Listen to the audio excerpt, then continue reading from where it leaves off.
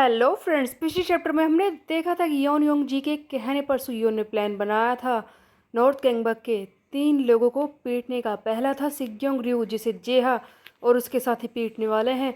दूसरे नंबर पर था यूई जिन, नंबर 9, उसे खुद सुयोन, हारू और कुजा के साथ मिलकर पीटने वाला है। और नंबर 3 पर है चियोन ताइहो, जो पहले भी भाग चुका है। इसे पीटने के लिए जा रहा है सियोक और उसके साथी। तो क्या ये सब हो पाएगा? इस चैप्टर की शुरुआत में हम देखते हैं कि नॉर्थ कैंगबक का नंबर 9 रैंक का मेंबर यूजिन बैठा होता है अपनी जगह पर और कहता है कि मुझसे लड़ने के लिए आ रहा है खुद सुयोन किम। मैं उसके एम्बिशन से काफ़ी ज़्यादा इम्प्रेस्ड हूँ।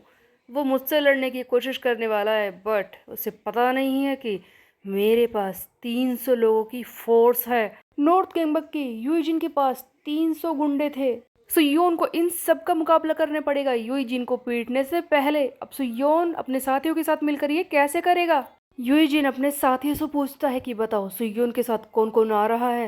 तभी उसके साथी बताते हैं कि सर, वेस्ट कैंगबक के एग्जीक्यूटिव हैं, जिनमें है कुजा, हारूसियोंग, जियोन ली और खुद सुयोन। ये सब यहाँ पर आ रहे हैं। इससे पहले कि यूजिन कुछ बोलता, वहाँ पर खड़ा उसका पर्सनल एग्जीक्यूटिव कहता है कि सियोंग हारू, ये नाम मैं एक्सपेक्ट नहीं कर रहा था। यूजिन, अगर हमने हारू पर हाथ उठाया तो क्या कहेगा डैनियल? आपने सोचा है इस बारे में? डैनियल, जो कि नॉर्थ कैंगबक का 2nd रैंक का मेंबर है, ये तो हम जानते ही हैं कि हारू और डैनियल का कुछ न कुछ लेना देना तो है। इसी बारे में ये यूजिन का पर्सनल एग्जीक्यूटिव ली पूछ रहा है कि अगर हमने हारू सियोंग पर हाथ उठाया तो डैनियल हमें जरूर पीटेगा, तब हम क्या करेंगे यूजिन? इस बारे में तो बताओ। तब यूजिन कहता है कि तुम्हें इस बारे में चिंता करने की ज़रूरत नहीं है। वो डैनियल बहुत ही ज़्यादा कॉम्प्लिकेटेड और इंटरेस्टिंग गाय है। तुम्हें पता है, हारू जिस हालत में है उसे वहाँ पर पहुँचाने का जिम्मेदार खुद डैनियल ही है। वो उसे लगातार ढूंढ रहा है, वो उसे अपना दुश्मन मानता है। वो इस लड़की को किसी भी कीमत पर ढूंढ कर रहेगा। सो गाइज, यहाँ पर ये यूजिन हारू सियोंग को लड़की कह रहा है, तो आखिरकार हारू लड़का है या लड़की, इसमें अभी भी कंफ्यूजन बनी हुई है। बट इसके हिसाब से हारू लड़की है। यूजिन आगे कहता है कि उन दोनों के बीच में जो कुछ प्रॉब्लम है वो उन दोनों की है। उन दोनों के मैटर को आपस में ही सॉल्व करने दो। वैसे भी उनके बारे में सोचने से हमारा दिमाग ही खराब होगा। इसीलिए हमारी लड़ाई का कोई प्लान नहीं है। हम जैसे लड़ते हुए आए हैं वैसे ही करेंगे, क्योंकि हम लोग नंबर्स में इतने ज़्यादा हैं। चलो जल्दी वेस्ट गैंगबक फाई को ख़त्म करने के लिए। दूसरी तरफ हम देखते हैं हैमबर्गर रेस्टोरेंट का एक सीन, जहां पर बैठे होते हैं हैगजिन जू, जो कि पहले साउथ कैंगबक का 9th रैंक का मेंबर था और अब वो सुयोन की टीम में है। ये सियोक से बात करने के लिए आया है। सियोक इससे पूछता है कि बताओ, तुमने मुझसे कहा था ना कि जियोन ताइहो को पीटने के लिए तुम्हारे पास कोई प्लान है, तो बताओ वो प्लान क्या है? तभी हैगजिन जू बोलना शुरू करता है कि सियोक सर, हमें उन दोनों को अलग करना होगा। क्या कहा? अलग करना होगा? तब हैगजिन कहता है कि देखिए, चियोन ताइहो बस एक ही इंसान से डरता है, वो है सियोन वू, उसी का साथी। और उधर सियोन वू भी एक ही इंसान से डरता है, वो है खुद चियोन ताइहो। इन दोनों के सारे प्लान्स वर्क करते हैं, उसका बस एक ही बड़ा रीज़न है, क्योंकि ये दोनों बहुत ही अच्छे दोस्त हैं। और अगर मैं इन दोनों को अलग कर दूं किसी भी रीज़न से, तो इन दोनों की शक्ति कम हो जाएगी। मैं वहां पर जाकर उन दोनों को अलग कर दूंगा और इस तरह से उन्हें पकड़ना आसान हो जाएगा। सीओ कहता है कि क्या कहा तुम? तब हैगजिन कहता है कि हाँ, मैं खुद जाकर वहां पर सरेंडर करूंगा। उन दोनों को अलग करने के लिए मैं खुद का सेक्रीफाइस करूंगा। जिस पर सीओ कहता है कि अगर मैं ये बात भी मान लूँ कि तुम खुद को सेक्रीफाइस करोगे उन दोनों के लिए, तब भी उन दोनों को अलग कैसे किया जा सकता है? सो बेसिकली हैगजिन का प्लान तो साफ था। वो जाकर चियोन ताइहो और सियोन वू की टीम में मिल जाएगा और किसी तरह से उन दोनों के बीच की दोस्ती को खत्म करने की कोशिश करेगा, जिससे कि उन दोनों को पीटना आसान हो जाए। लेकिन क्या ये सचमुच इतना ही आसान था? हैगजिन कहता है कि वैसे मैं ये कर तो सकता हूँ, बट सबसे बड़ी प्रॉब्लम है सियोन वू।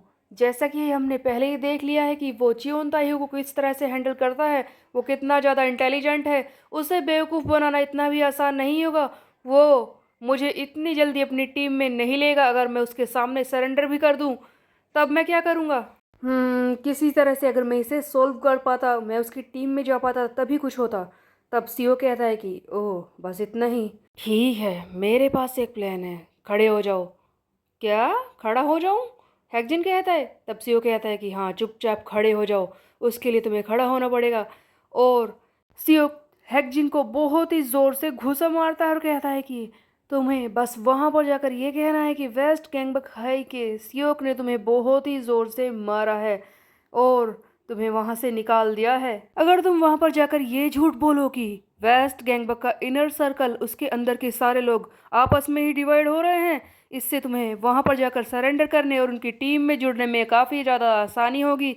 इस पर हैकजिन कहता है कि ये आइडिया तो काफ़ी अच्छा है, लेकिन इसके लिए मुझे असली में मारने की क्या ज़रूरत थी। अगले सीन में हम देखते हैं कि वेस्ट गैंगबक क्रू का एक मेंबर आकर सुयोन को बताना चाहता है कि यूजिन की फोर्स निकल चुकी है उन्हें पीटने के लिए, लेकिन सुयोन तो पहले ही निकल चुका है लड़ाई करने के लिए।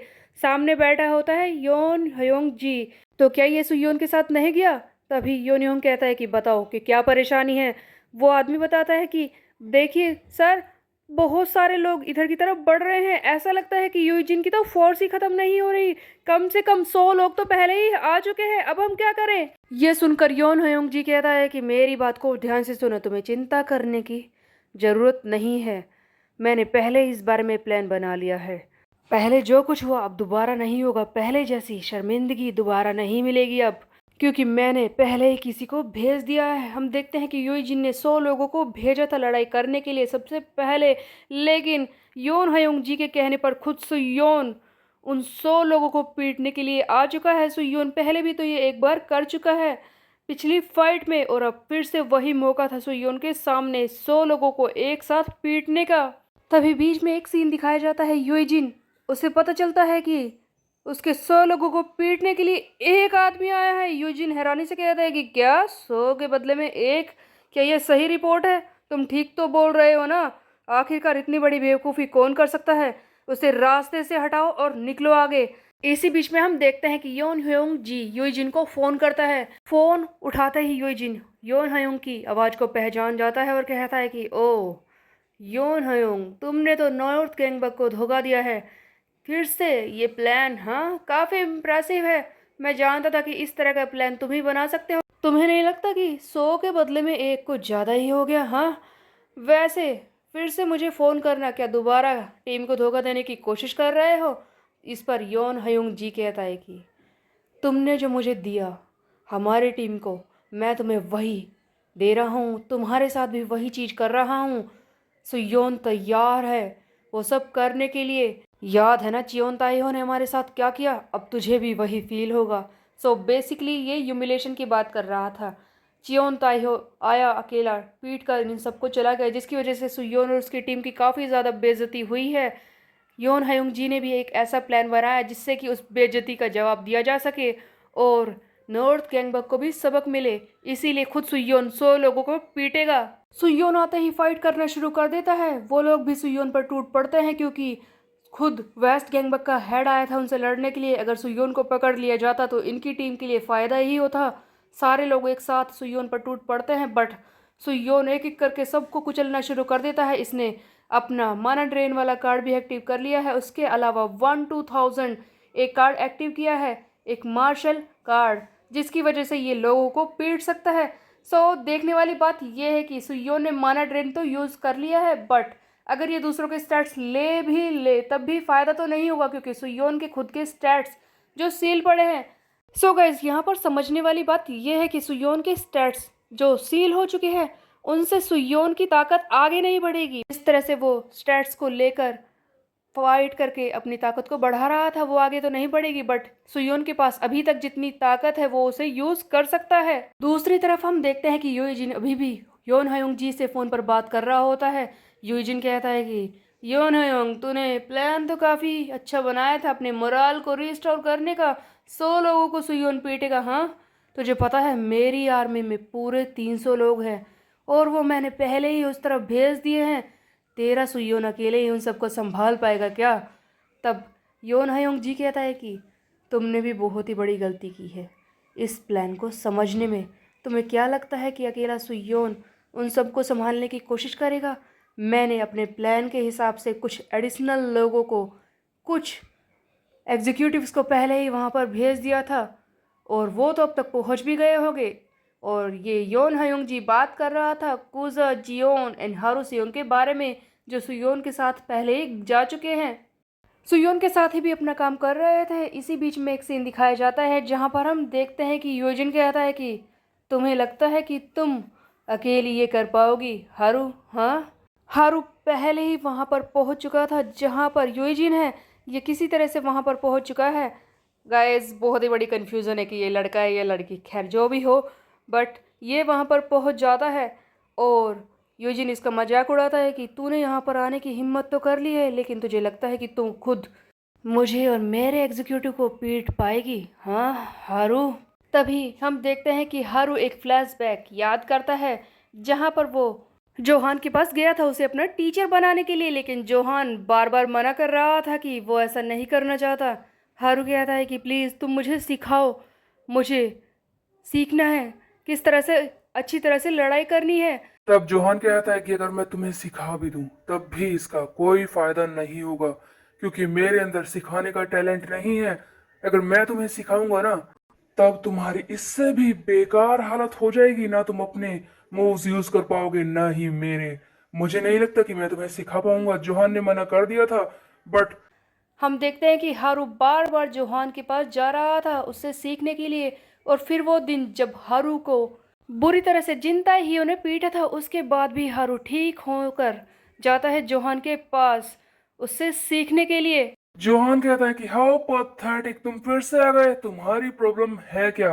हाँ, और तुम्हारे हाथों में ये बैंडेजेस, लगता है फिर से किसी ने तुम्हें बुरी तरह से पीटा है। ठीक है, मैं समझ गया हूँ। मैं तुम्हें सिखा नहीं सकता, लेकिन दिखा सकता हूँ। जैसा कि मैंने तुमसे पहले ही कहा, मेरे अंदर सिखाने का टैलेंट नहीं है, लेकिन मैं अपनी मूव्स करके दिखाऊंगा। तुम उन्हें सीख सकते हो, या फिर जो भी तुम उन्हें समझते हो वो तुम कर सकते हो। मैं अपनी टेक्निक्स अप्लाई करता हूँ। तुम्हें सीखना है या फिर जो कुछ करना है तुम कर सकते हो। तो इस तरह से जोहान बना था इस हारू का टीचर। यहाँ पर एक इंटरेस्टिंग बात है गाइस, जैसे कि जोहान ने इसे लड़ना सही तरीके से ना सिखाया हो, बट इसकी मूव्स, इसकी डेडली मूव्स जो इतनी खतरनाक है, अगर हारू ये सब कुछ सीख कर आया है तो किसी को बुरी तरह से पीट सकता है। और यहाँ पर हमें एक इंटरेस्टिंग टर्न देखने को मिलता है जहाँ पर हारू यूजिन के सामने खड़ा होता है और कहता है कि मेरा नाम बोलने की तेरी हिम्मत कैसे हुई? मेरा नाम मुंह से मत निकाल, क्योंकि यहाँ पर मैं आया हूँ जीतने के लिए। उधर हारू के मन में चल रहा था कि हु नोज कि मैं किसी को कॉपी कर सकता हूँ या नहीं। क्या पता मेरे अंदर किसी के मूव्स को कॉपी करने का टैलेंट हो। सो गाइज, यहाँ पर हमें जोहान की तरह ही एक और कॉपी मास्टर देखने को मिलता है, क्वेस्टिज्म का पहला कॉपी मास्टर। ऐसा लगता है कि हारू ने जोहान की मूव्स को कॉपी किया है और ये पीटने के लिए आ चुका है नॉर्थ गैंगबक के लोगों को। सो गाइस, आगे जो कुछ होगा वो बहुत ही ज़्यादा इंटरेस्टिंग होगा, लेकिन होगा नेक्स्ट चैप्टर में। तब तक के लिए मेरे चैनल को सब्सक्राइब कर ले, बेल के आइकन को कर दे प्रेस। फिर मिलते हैं, बाय बाय गाइस।